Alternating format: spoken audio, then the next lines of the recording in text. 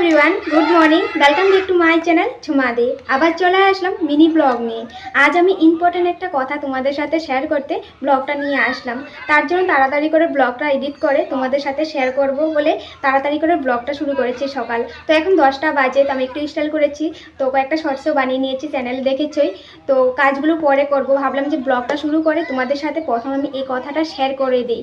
আর আমি আগে শেয়ার করতে ভুলে গেছি, মিস্টেক হয়ে গেছে। আগে শেয়ার করলে আরও বেশি ভালো হতো, কারণ আজ আমাদের এখানে কীর্তনের অধিবাস। তো নিমন্ত্রণপত্র অনেক দিনই হয়ে গেছে, দিয়ে গেছে, তোমাদের সাথে আর শেয়ার করতে পারিনি।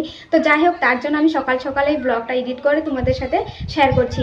তো আমাদের এখানে ঢিঙে যারা আছে, তো তারা তো যাবেই, তারা তো জানে, সবাই জানে। তো আজ থেকে অধিবাস কীর্তন শুরু হবে।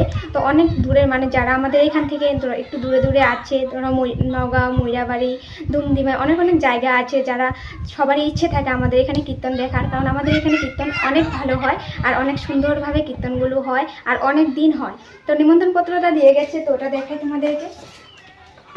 তো ঢিং সার্বজনীন পূজা বাড়িতে কীর্তনটা হবে, বাঙালি সাংস্কৃতিক বিকাশ কেন্দ্র।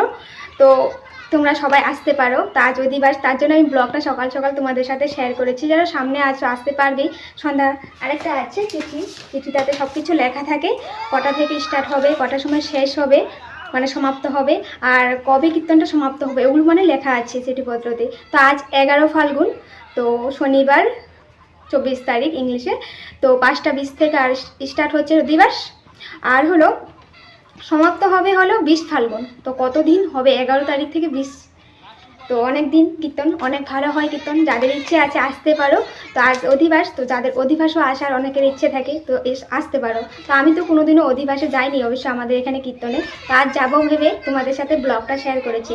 তো কথাটা আমি এখনই বলছি, যারা আসতে চায় তারা আমার ব্লগটা দেখে আসতে পারবে সন্ধ্যার সময়। তো আমি যখন যাব অধিবাসে, তখন তোমাদের সাথে তো অধিবাস শেয়ার করবোই নেক্সট ব্লগে, কাল ব্লগটাতে। তো এখন না, হুলস্থুলটা যেটা শুনছো তোমরা, তো আমাদের ঘরের পাশেই বাচ্চারা বল খেলছে, ক্রিকেট।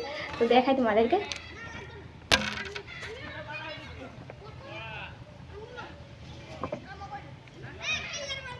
অনেক হুলস্থুল করে, অনেক। তো ভালোও লাগে, বাচ্চারা খেলবে না তো কে খেলবে। তো আমরাও অনেক ছোটোবেলায় অনেক খেলাধুলা করেছি কিন্তু।